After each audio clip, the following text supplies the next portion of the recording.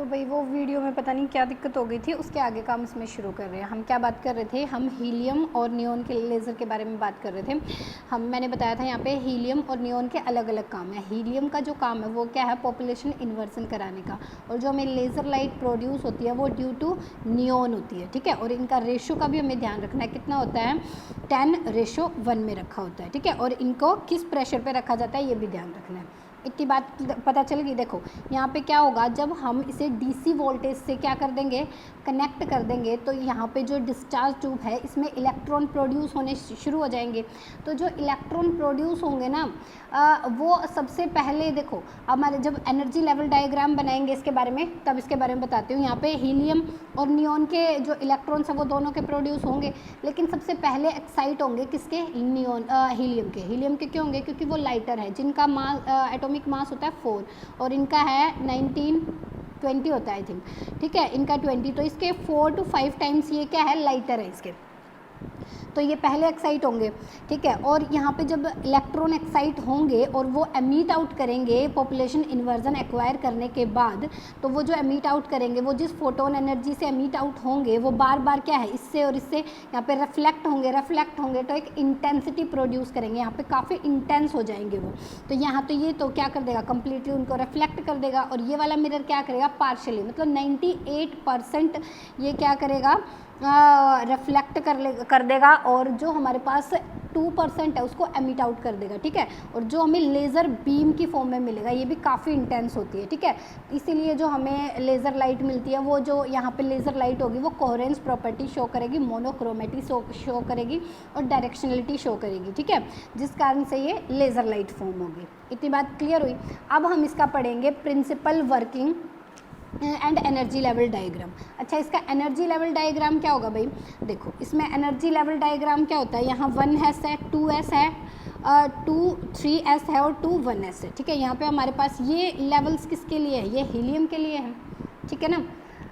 यहाँ पे ये हमारे पास नियॉन के लिए है, 1s 2s, और ये अपने पास है 3s, और यहाँ पे अपने पास 3p 2p, ठीक है। जब मैंने बताया कि हम डीसी वोल्टेज को कनेक्ट कर देंगे इस सेटअप से, तो डीसी वोल्टेज से कनेक्ट करने के बाद क्या होगा, इसमें डीसी वोल्टेज से जब कनेक्ट कर देंगे तो इलेक्ट्रॉन प्रोड्यूस होंगे। जो इलेक्ट्रॉन प्रोड्यूस होंगे ना, वो सबसे पहले किसके एक्साइट होंगे, हीलियम के एक्साइट होंगे, क्योंकि ये लाइटर है, ठीक है। तो ये सबसे पहले एक्साइट होने के बाद सबसे पहले ये किस में पहुँचेंगे, एक्साइटेड स्टेट में पहुँचेंगे, ठीक है। फिर ये एक्साइटेड स्टेट में पहुँचेंगे, तब ये एमिट आउट होंगे तो एनर्जी रिलीज़ करेंगे। उस टाइम पे ये अपनी एनर्जी ट्रांसफ़र कर देंगे, किसको, नियॉन को ट्रांसफ़र कर देंगे, क्योंकि दोनों ही सेम एनर्जी लेवल है। इनका जो एनर्जी लेवल होता है दोनों का कंपेरेबल होता है। देखो भाई यहाँ पे हीलियम और नियॉन को लेके लेज़र बनाने का यही एक मेन रीज़न है कि दोनों का जो एनर्जी लेवल होते हैं वो कंपेरेबल होते हैं, ठीक है। तो ये अपने यहाँ पर जो हीलियम है वो क्या कर देगा, ट्रांसफ़र कर देगा अपनी एनर्जी, किसको, नियॉन को ट्रांसफ़र कर देगा, ठीक है। नियॉन को ट्रांसफ़र करने के बाद यहाँ पे जो इलेक्ट्रॉन्स होंगे वो एक्साइट हो जाएंगे, ठीक है। और हमें पता है एक्साइटेड स्टेट में इलेक्ट्रॉन ज़्यादा देर तक रह नहीं सकते, ज़्यादा देर तक नहीं रह सकते, तो वो क्या है, अपनी ग्राउंड स्टेट में आने की कोशिश करेंगे, क्योंकि वो 10⁻⁻8 सेकंड तक ही अपनी एक्साइटेड स्टेट में रह सकते हैं, ठीक है। अब यहाँ से सबसे पहले जब इलेक्ट्रॉन आएगा तो वो 3p में जंप करेगा, और वो कौन से फोटोन एमिट आउट करेगा, 3.39 माइक्रोमीटर। ये इंफ्रारेड रीजन में होगा, ठीक है। तो ये इंफ्रारेड रीजन में होगा, तो ये हमारे काम का नहीं। क्यों हमारे काम का नहीं है, इसलिए काम का नहीं है क्योंकि इनके अंदर जो फेज डिफरेंस होगा ना वो फाइनाइट नहीं होगा, ठीक है। ये कोहेरेंस प्रॉपर्टी को नहीं शो कर पाएंगे, यहाँ पर स्टिमुलेटेड एमिशन नहीं हो पाएगा, ठीक है। तो ये स्पॉन्टेनियस एमिशन होगा। अब फिर जब हमारे पास यहाँ से इलेक्ट्रॉन जंप होगा किसमें, 2p में, तो जब हमारा 3s से 2p में जंप होगा इलेक्ट्रॉन, तो वो जो हमारे पास वेवलेंथ देगा फोटोन की, वो कितने का, 6328 एंगस्ट्रॉम। और जो है यहाँ पर एनर्जी वाले फोटोन एमिट आउट होंगे ना, उनकी एनर्जी यानी कि दोनों की 6328 एंगस्ट्रॉम ही होगी, दोनों के बीच में सेम फाइनाइट फेज होगा, ठीक है, सेम फ्रीक्वेंसी होगी, और इस कारण से वो क्या है, कोहेरेंस और मोनोक्रोमेटिसिटी की प्रॉपर्टी शो करेंगे, और जिसलिए ये वाली जो लाइट आएगी वो हमारे काम की होगी, ठीक है। अगेन जब हमारा 2p से जंप करेगा इलेक्ट्रॉन तो वो हमारा हो जाएगा यहाँ पे 1s पे, और देन हमारा 1s से किससे ग्राउंड स्टेट में आ जाएगा। ठीक है, ये पूरा एनर्जी लेवल डायग्राम है। यहाँ से ये जो कई बार 1 मार्क्स में ये क्वेश्चन पूछ लिया जाता है कि हीलियम से नियोन लेवल में जो एनर्जी ट्रांसफ़र करता है इलेक्ट्रॉन, उसे क्या कहते हैं, उसे कहते हैं रेजोनेंस एनर्जी ट्रांसफ़र। क्या बोलते हैं उसे, रेजोनेंस एनर्जी ट्रांसफ़र। ठीक है भाई, यहाँ पे देखो 3s से 3p में जा रहा है, तो ये है 3.39 माइक्रोमीटर, 3.39 माइक्रोमीटर का। और 3s से 2p में, 3s से 2p में जब जा रहा है, ये हमें देगा लेज़र लाइट, ये हमें देगा लेज़र लाइट। और अगेन 2s से 2p में, 2s से 2p में ये वाला जो इलेक्ट्रॉन, ये है 1.15 माइक्रोमीटर।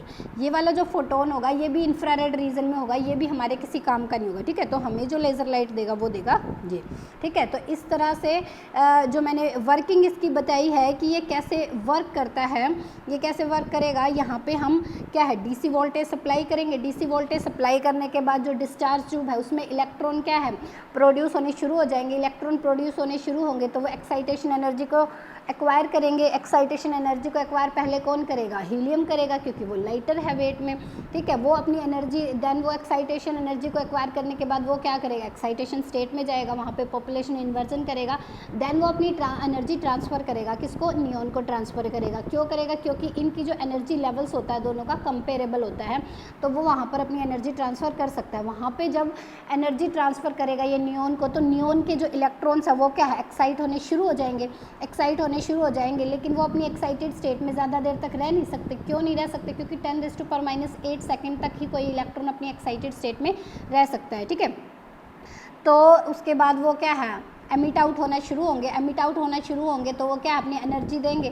तो एनर्जी देने के बाद ये जो हमारे पास एक फाइनाइट फेज़ और सेम फ्रीक्वेंसी की जो फाइनाइट फेज़ के जो फोटॉन्स एमिट आउट होंगे, वही हमें क्या प्रोड्यूस कराएंगे, वो हमें प्रोड्यूस कराएंगे लेज़र लाइट। ठीक है, इस तरह से ये काम करती है भाई।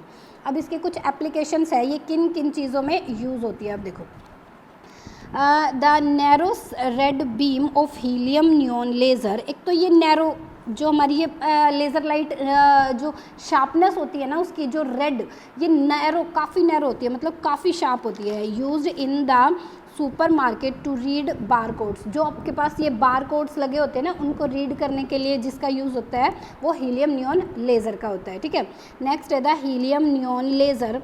जैसे लाइब्रेरी में बुक्स वगैरह इशू कराते हैं, उनको भी रीड करने के लिए उनके ऊपर जो बार कोड लगा होता है, उनको रीड करने के लिए जो हमें लेज़र की ज़रूरत होती है, वो भी कौन सी, हमारी हीलियम नियॉन लेज़र है।